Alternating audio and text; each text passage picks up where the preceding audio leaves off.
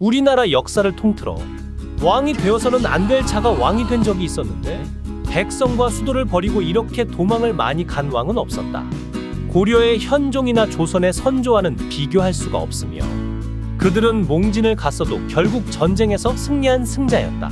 1623년 인조 반정 후 공을 세우고도 대접을 잘 받지 못하고 영모제로 공작을 당한 이괄이 15,000명의 정예 군사로 난을 일으켜 한양을 점령했다. 이괄의 난과 관련된 칼부림이라는 재미있는 웹툰이 있는데 보는 것을 추천하나 일단 보면 끊을 수 없다.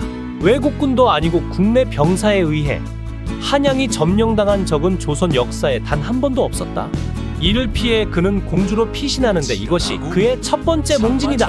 인조는 공주 공산성에서 떡을 맛보고 이것 참 절미로구나 하며 떡 이름이 뭔지 물어봤는데 귀조차 좋지 않던 인조가 임신애가 바친 떡을 인신애가 바친 떡으로 잘못 알아들어 인절미가 되었다는 믿거나 말거나 하는 이야기가 있다.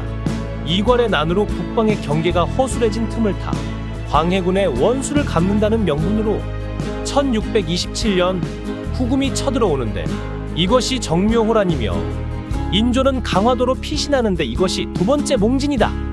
여진족은 본래 수렵을 기반으로 명나라와 조선과 생필품을 얻기 위해 교역을 했는데 기온 하락으로 명나라와 조선의 작황이 부진해져 여진족과 교역할 잉여 식량이 없었다. 게다가 누르하치는 명나라의 선전포고를 하여 식량을 더욱 구할 수 없었고 식량난에 처한 후금으로서는 조선에 주목할 수밖에 없었다.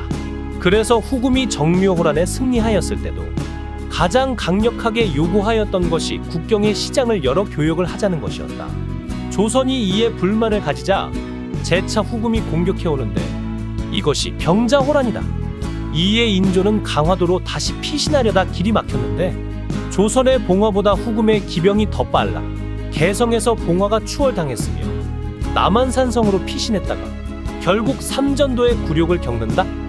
인조는 항복을 요구하는 홍타이지에게 국서를 보낸 적이 있는데 신에게 안타깝고 절박한 사정이 있기에 폐하에게 호소하려 합니다.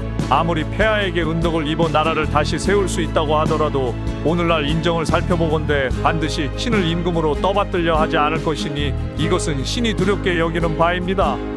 제발 살려달라는 눈물 나는 읍소였다.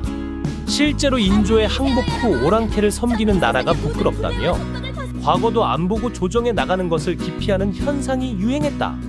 조선에 승리하고도 후금은 기온 하락으로 여전히 식량난을 겪었는데 1641년 볼모로 잡혀있던 소현세자에게 더는 식량 제공은 어려우니 직접 농사를 지으라고 통보한 것은 유명한 이야기다. 병자호란 이후 수십만의 백성이 포로로 끌려갔고 1644년 조선은 5만 4천 녀석의 쌀을 청나라에 바쳤으며 1645년 청해 20만 석 요구에 겨우 10만 석을 맞추어 보냈다.